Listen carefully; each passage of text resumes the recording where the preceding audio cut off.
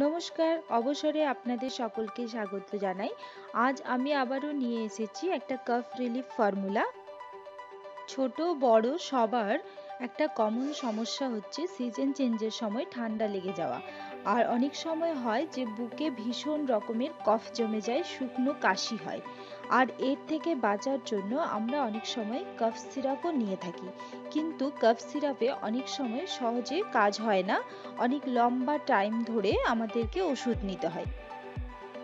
আর বাচ্চাদের খুব সহজে ওষুধ খাওয়ানো যায় না, বাচ্চারা এমনকি বড়রাও ওষুধ খেতে পছন্দ করে না। তো আজকের আমার এই রেসিপিটি ছোট বড় সবার জন্য কাজ দেবে।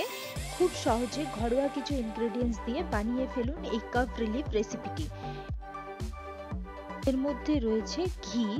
ঘি একটা গুড ফ্যাট, যার মধ্যে রয়েছে ভিটামিন এ, ডি, ই এবং কে, যা আমাদের হেলথ ইমিউনিটি বাড়াতে সাহায্য করে, আমাদের ডাইজেস্টিভ সিস্টেমকেও ভালো রাখে। রয়েছে লেমন। লেমনের মধ্যে রয়েছে ভিটামিন সি, যা ইমিউনিটি পাওয়ারকে বাড়ায়, ঠান্ডা লাগা প্রতিরোধ করে। রয়েছে হলুদ, যা একটা অ্যান্টিবায়োটিক হিসাবে কাজ করে।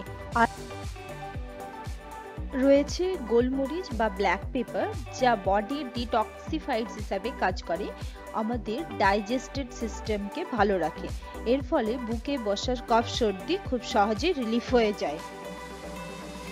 এই রেসিপিটি দেখার জন্য ভিডিওটি শেষ পর্যন্ত দেখতে থাকুন। আশা করি ভিডিওটি আপনাদের ভালো লাগবে। 2 টিস্পুন মতো আমি এখানে ঘি নিয়ে নিয়েছি। এর মধ্যে আমি দিয়ে দেবো পাতি লেবুর রস, দিচ্ছি নুন স্বাদ মতো, 1 চিমটি মতো হলুদ, এখানে আমি চিনি দিচ্ছি। তবে আপনারা যদি পারেন তাহলে তাল মিছরি, যেটা প্লাম ক্যান্ডি বলে, সেই তাল মিছরি কিংবা মিছরির গুঁড়ো দিলে বেশি ভালো হয়, কিন্তু আমার কাছে যেহেতু নেই আমি চিনি দিয়েছি। আর দিচ্ছি খুব অল্প একটু গোলমরিচের গুঁড়ো। এবার সবকটা মিশ্রণ খুব ভালোভাবে মিক্স করে নিতে হবে। ভালোভাবে মিশিয়ে নিয়ে সিম আঁচে একটুখানি গরম করে ঘিটা গলিয়ে নিলে রেসিপিটি তৈরি হয়ে যাবে।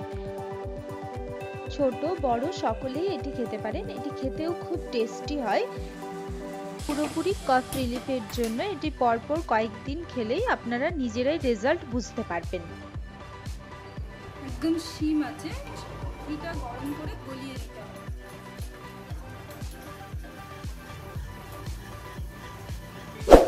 আমার আজকের ভিডিওটি আপনাদের কেমন লাগলো অবশ্যই কমেন্টস করে জানাবেন। ভালো লাগলে শেয়ার করবেন। আর এই ধরনের ভিডিও পেতে আমার চ্যানেলটি অবশ্যই সাবস্ক্রাইব করবেন।